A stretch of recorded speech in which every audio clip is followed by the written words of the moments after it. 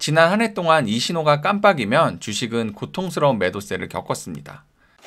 안녕하세요. 직장인 투자자입니다. 제 채널은 시장을 살아남는 데 도움이 되는 리얼한 시장의 이야기를 전달드리고자 합니다.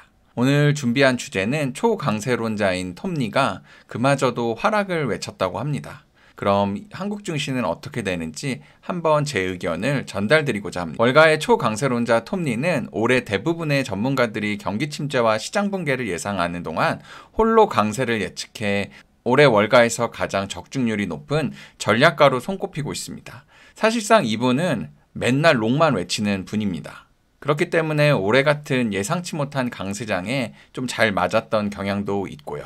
어찌됐든 이분이 잠재적인 주식시장에 매도세가 임박했다라고 이야기하였습니다. 사실상 맨날 롱만 외치는 이분한테는 의아한 시장 뷰인데요. 내용은 이렇습니다. 올해 하반기에 여전히 주식에 대해 낙관적이지만 앞으로 몇 주 안에 잠재적인 매도에 대한 기술적 경고 신호가 있다고 합니다.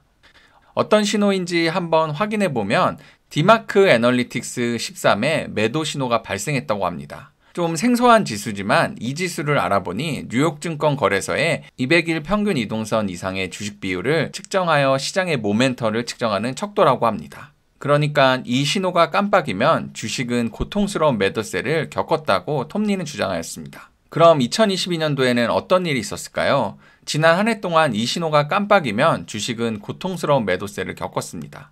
이 신호가 깜빡인 지난해 8월 17일 S&P는 19%까지 떨어졌고 12월 1일에는 8%까지, 2월 2일에는 9%까지 떨어졌습니다. 현재도 이 신호가 떴고 투자자들은 경계할 필요가 있다고 톱니는 생각한다고 합니다. 이러한 기술적 매도 시그널 외에도 두 가지 약세 요인이 있다고 합니다. 첫 번째는 7월 CPI입니다. 이코노미스트는 7월 CPI 상승률을 전월보다 오른 3.3% 기록할 걸로 예상됩니다. 이건 기저효과가 끝난 이유도 있습니다.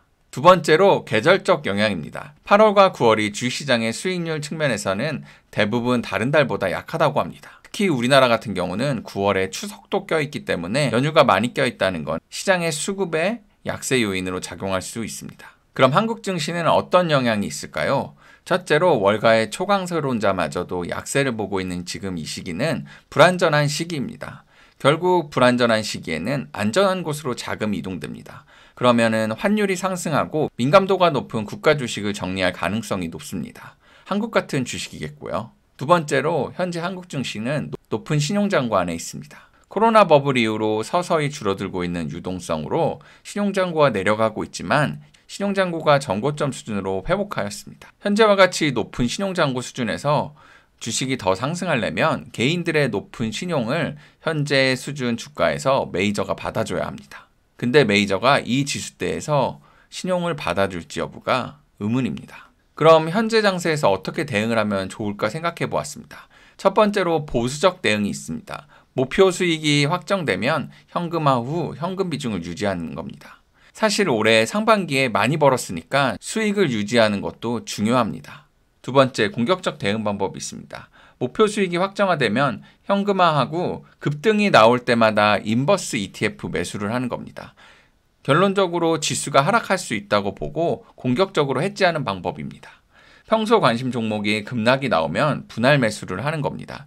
하락이 커지면 특히 중소형주는 신용 반대 매매가 나오기 시작하는데 장시작이나 10시, 2시 반대 매매 시간에 급락이 잘 나옵니다. 이때 자기가 원하는 종목을 줍줍하는 것도 하나의 공격적 대응 전략인 것 같습니다. 어떠셨나요? 시장이 지지부진한 흐름을 보이고 있습니다. 이럴 때 상반기에 좋은 증시에 번 돈 잃지 않도록 잘 대응하셔야 합니다. 오늘 공유드린 제 생각이 틀릴 수도 있고 맞을 수도 있을 겁니다. 하지만 같이 공부하시는데 많은 도움이 되었으면 합니다. 영상을 보시고 도움이 됐다면 구독과 좋아요 눌러주시고 다양한 의견 남겨주세요.